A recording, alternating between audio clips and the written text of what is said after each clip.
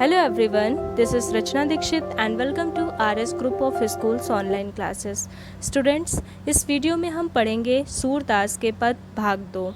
तो आइए देखते हैं।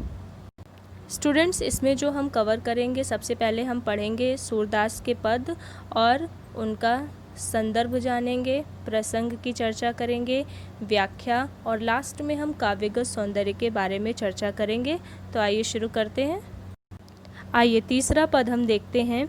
किलकत कान घुटुरवन आवत। किलकत कान घुटुरवन आवत, मणिमय कनक नंद कै आंगन, बिंब पकड़िबे धावत। कबहू निरखी हर आप छाह को, करसो पकरन चाहत, किलकी हसत राजत द्वैदतियाँ, पुनि पुनि ती अवगाहत। कनक भूमि पर कर पग छाया, यह उपमा एक राजति, करिकर प्रतिपद प्रतिमन वसुधा, कमक बैठकी साजति।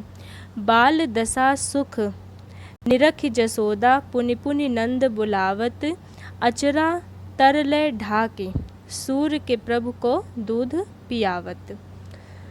सबसे पहले इसका संदर्भ हम देखते हैं कि जो ये पद है श्री सूरदास द्वारा रचित है। सूरसागर नामक ग्रंथ से हमारी पाठ्यपुस्तक हिंदी के काव्य खंड में संकलित पद शीर्षक से लिया गया है। इसके कुछ कठिन शब्दार्थ हैं, यहाँ पर देखते हैं।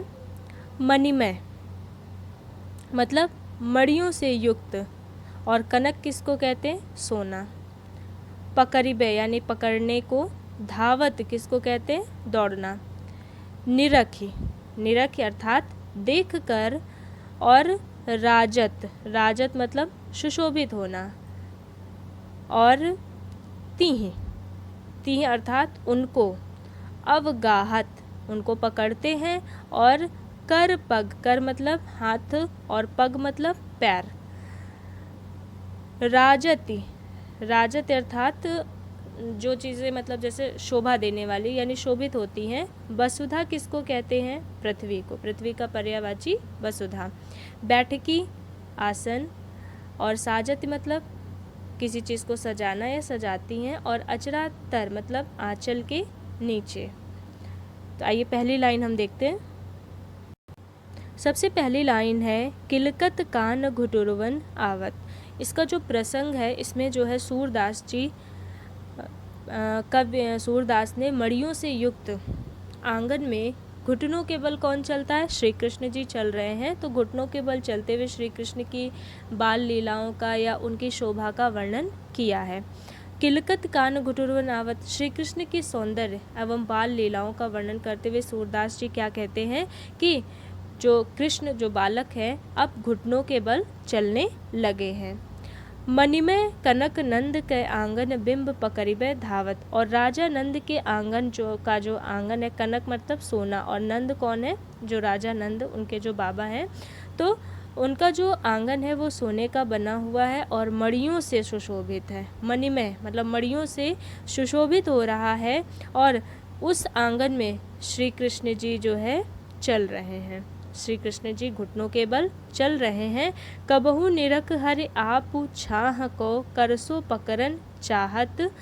और क्या हो, जो सोने का बना हुआ है, मड़िया लगी हुई है इसमें, उस आंगन में श्री कृष्ण जी घुटनों के बल चल रहे हैं। तो क्या करते? किलकारी भी मारते हैं और अपनी परछाई, कबहू निरख आप छाह, छाह मतलब अपनी परछाई को देखते हैं और उसको पकड़ने की कोशिश कर रहे हैं। बार बार अपनी ही प्रतिबिंब, अपनी परछाई को पकड़ने के लिए वे बार बार दौड़ते हैं। जब वे किलकारी मारकर हंसते हैं, किला की हंसत राजत द्वैदतिया, जब वो किला की मतलब किलकारी मारकर हंसते हैं तो उनके मुंह में जो दो दांत है, दतिया मतलब दांत है, और द्वै का मतलब दो, उनके मुंह में जो दो दांत हैं वो राजत, राजत मतलब शोभा दे रहे हैं।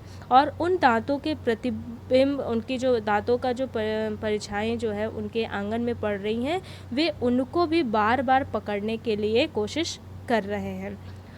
उनके हाथ पैरों की छाया उस सोने के फर्श पर ऐसी प्रतीत होती है। कनक भूमि पर कर पग छाया, कर हाथ, पग पैर, और छाया मतलब परछाई या प्रतिबिंब। और कनक भूमि, जो सोने की भूमि है, उसमें उनके जो हाथ और पैर, किसके? श्री कृष्ण के हाथ पैरों का प्रतिबिंब पड़ने से ऐसा लगता है कि पृथ्वी पर कमल के फूलों का आसन बिछा हुआ है।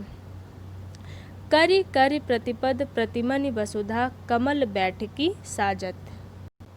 वसुधा अर्थात पृथ्वी। तो जो उनके हाथ पैरों का प्रतिबिंब पड़ रहा है, तो ऐसा लग रहा है कि वसुधा यानी पृथ्वी पर कमल के फूलों का आसन सजा हुआ है या फिर बिछा हुआ है। बाल दशा सुख निरख जसोदा, पुनि पुनि नंद बुलावत। और श्री कृष्ण की बाल लीलाओं को देखते हुए जो उनकी माता यशोदा है, वो बहुत आनंदित हो रही, बहुत खुश हो रही हैं और बाबा नंद को बार बार पुनि पुनि मतलब बार बार वहाँ पर बुलाती हैं।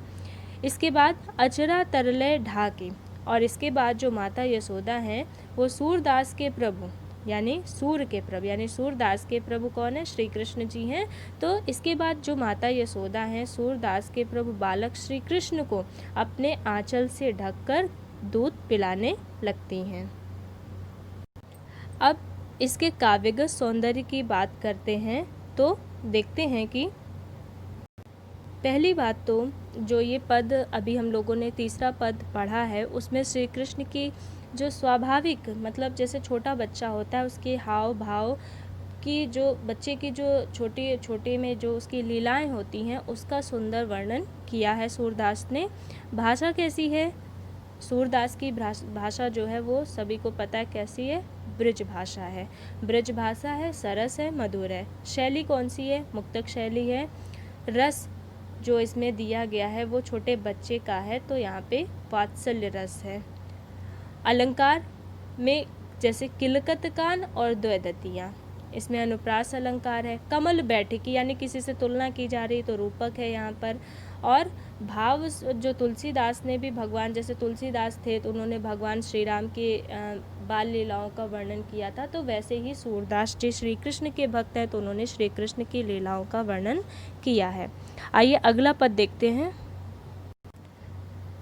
अगला पद है मैं अपनी सब गाय चरै हूँ, प्रात होत बल कै संग जय हूँ, तेरे कहे न रह हूँ।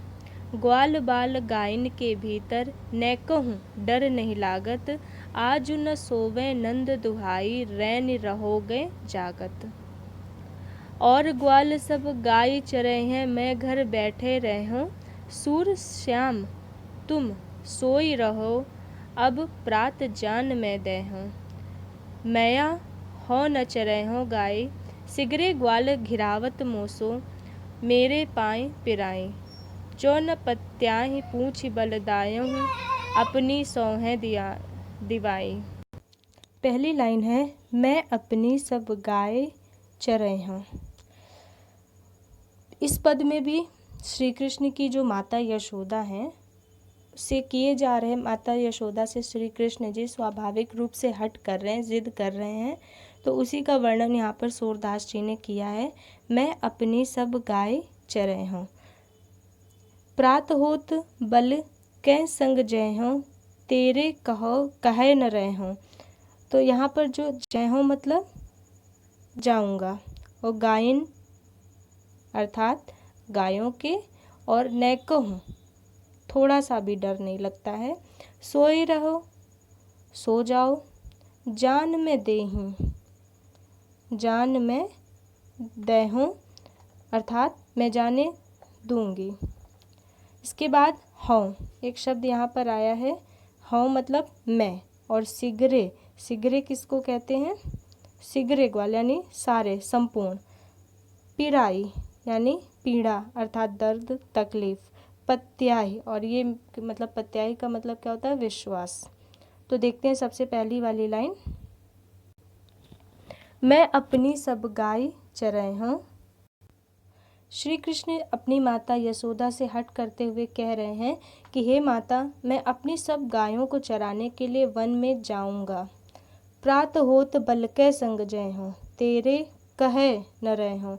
और जैसे ही सुबह होगी वैसे ही मैं गाय चराने जो है चला जाऊंगा, तेरे कहे न रहे हूँ, और तो आपका जो कहना नहीं मानूंगा, मैं अपनी सब गायों को चराने के लिए वन में जाऊंगा।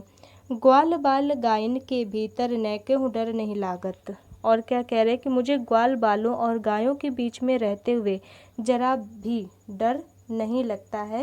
यानी मैं अपने ग्वाल बालों और गायों के साथ जब जंगल में जाता हूँ तो मुझे जरा सा भी डर नहीं लगता है। आज न सोवे नंद दुहाई रैन रहो गौ जागत। और कह रहे हैं कि मैं नंद बाबा की दुहाई, दुहाई किसको कहते हैं? कसम खाना। यानी मैं नंद बाबा की आज कसम खाकर कहता हूँ कि मैं आज रात्रि में बिल्कुल भी नहीं सोऊंगा, मैं रात भर जागता रहूँगा। और ग्वाल सब गाय चराए हों, मैं घर बैठे रहे हों। और कह रहे हैं कहीं ऐसा ना हो, कहीं ऐसा ना हो कि सारे ग्वाल बाल जो है वो जंगल यानी वन में गाय चराने के लिए चले जाएं और मैं घर में ही बैठा रहूं। यानी ऐसा ना हो कि मेरी सुबह आँख ना खुले, मैं सो जाऊं और मैं घर में ही बैठा रहूं, मैं गाय चराने ना जा सकूं। और आगे क्या कहते हैं? सूर श्याम तुम सोई रहो अब, प्रात जान मैं दे हूँ। तो जब इतना हट करते, इतनी ज़िद करते हैं तो माता जो है उनकी कहती हैं सूर्य श्याम तुम सोई रहो अब। कह रही हैं कि यशोदा आप कहती हैं कि मेरे लाल मतलब मेरे बेटे, अब तुम निश्चिंत होकर यानी बेफिक्र होकर तुम सो जाओ। मैं तुम्हें सुबह जैसे ही होगी प्रातः, मैं जैसे ही सुबह होगी मैं आपको जाने दूंगी, अवश्य जाने दूंगी। मैया हो न चरे हों गाई। फिर क्या कहते हैं कि बाल स्वभाव के अनुरूप श्री कृष्ण माता यशोदा से कहते कि हे माता, मैं अब गाय चराने नहीं जाऊंगा। मैं अब गाय चराने नहीं जाऊंगा। सिगरे ग्वाल घिरावत मोसो मेरे पाएँ पिराई। सिगरे ग्वाल यानी सभी ग्वाल पाले जितने भी हैं वो मुझसे ही अपनी गायों को घेरने के लिए कहते हैं। मुझसे ही अपनी गायों को, मोसो मतलब मुझसे ही अपनी गायों को घेरने के लिए कहते हैं, और जिससे मेरे पैरों में क्या होता है? दर्द होने लगता है, मेरे पैरों में दौड़ते हुए पीड़ा होने लगती है। जो न पत्याहि पूछ बल दाऊ ही, अपनी सोह दिवाई। और जो न पत्याई मतलब अगर आपको श्री कृष्ण कह रहे हैं यशोदा से कि अगर तुम्हें मेरी बात का विश्वास ना हो तो बलराम को अपनी सौगंध दिला करके पूछ लो, वो ज़रूर सच बताएंगे। यानी जो न पत्याही, पत्याही मतलब क्या आपने बताया था? पत्याही का अर्थात विश्वास। अगर श्री कृष्ण माता यशोदा से कह रहे कि अगर मेरे ऊपर आपको विश्वास नहीं है तो बलदाऊ से अपनी सौगंध दिला करके पूछ लो, अपनी सौह दिवाई, सौह मतलब कसम, दिला करके पूछ लो, मैं झूठ नहीं बोल रहा हूँ। अब यहाँ पे काव्य सौंदर्य की बात करें तो भाषा इनकी कौन सी है? वही ब्रज भाषा है, सरल है, स्वाभाविक है, शैली मुक्तक है। रस इसमें वैसा ही वात्सल्य रस है। श्री कृष्ण की लीलाओं का वर्णन किया जा रहा है, उनकी हर धर्मिता का वर्णन किया जा रहा है। स्टूडेंट्स, आज के इस वीडियो में इतना ही। आगे के पद हम भाग 3 में पढ़ेंगे। Thank you.